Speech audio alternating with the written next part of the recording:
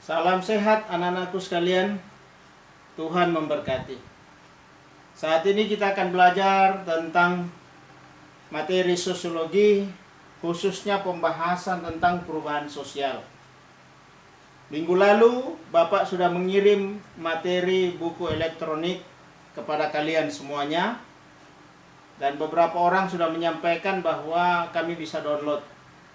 Dan saya sudah sampaikan juga bahwa silakan di-download, di-save, sehingga kalian kapanpun kalian bisa buka dan baca. Dan saya menyarankan kalian untuk membaca poin A dan B, halaman 2 sampai dengan halaman 11, yaitu tentang perubahan sosial di masyarakat dan proses perubahan sosial di masyarakat. Jadi perubahan sosial di masyarakat dan proses perubahan sosial. Jadi pengertian perubahan sosial itu sendiri dan bagaimana proses perubahan sosial itu terjadi. Nah, anak-anakku sekalian, minggu ini saya akan mengulangi kembali itu, membahas poin A dan B. Dan sebentar di akhir ada tugas yang kalian akan kerjakan. Perubahan sosial di masyarakat. Dalam buku juga disampaikan, dan saya sudah sampaikan lewat rekaman suara.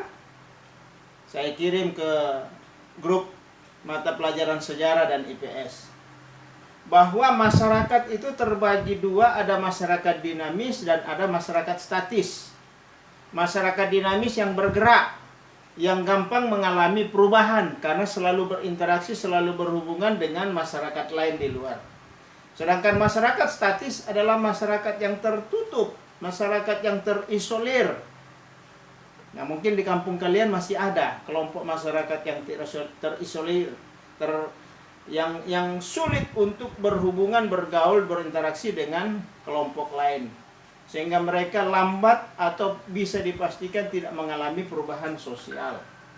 Nah, pengertian sosial juga saya sudah sampaikan, ada Sheila Sumarjan, kemudian Kingsley Davis, dan Robert McIver. Masing-masing mengatakan bahwa perubahan sosial itu mempengaruhi sistem sosial, mempengaruhi struktur sosial, mempengaruhi hubungan sosial dalam suatu masyarakat.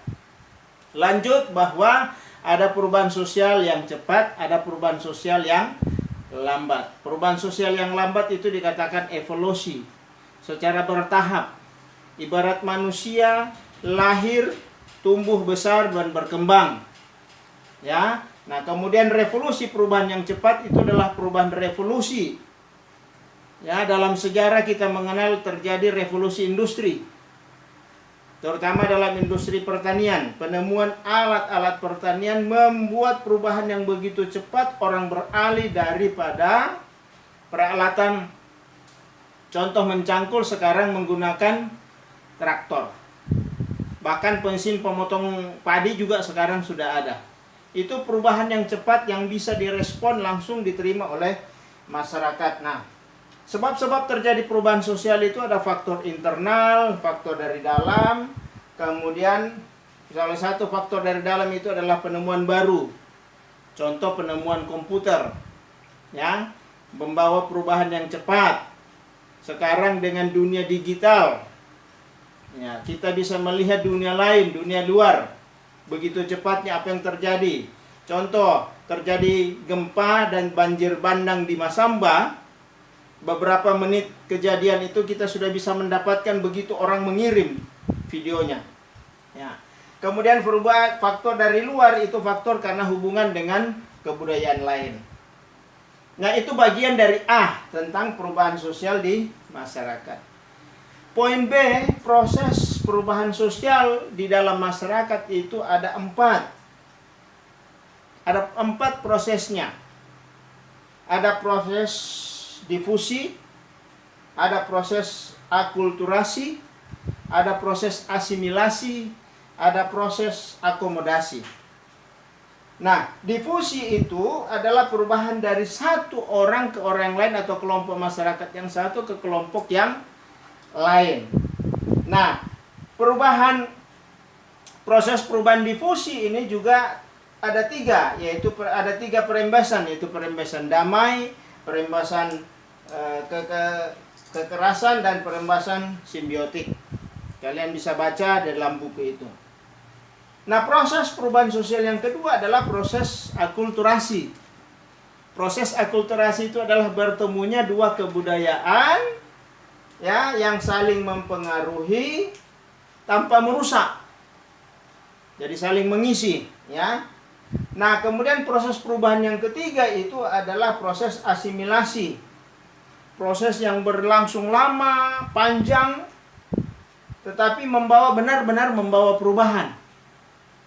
Dan proses yang keempat adalah proses akomodasi atau saling pengertian, saling menghargai, saling menghormati satu dengan yang lain. Itu 4 proses dalam perubahan sosial. Terakhir, saya Bapak mengatakan bahwa dari proses ini maka Surjono Sukamto menyimpulkan ada 5 kesimpulan dari atau 5 karakteristik perubahan sosial. Itu dikatakan oleh Surjono. Salah satunya adalah bahwa tidak ada masyarakat yang berhenti berkembang. Kelompok masyarakat kita merasakan sendiri bahwa setiap saat dengan dunia digital sekarang kita banyak menerima, banyak mendapatkan informasi dan perubahan-perubahan itu berlangsung cepat. Ya, itu yang dikatakan oleh Surjono Sukamto. Salah satu kesimpulannya bahwa masyarakat tidak pernah berhenti. Masyarakat tidak pernah berhenti. Ada poin 4 yang lainnya itu dapat kalian baca, ya. Halaman 11 ada tugas di dalam situ, ya. Demikian yang Bapak bisa sampaikan. Saya berharap kalian bisa paham. Kemudian diskusi-diskusi kita bisa sampaikan, pertanyaan kalian bisa sampaikan. Terima kasih, Tuhan memberkati. Salam sehat.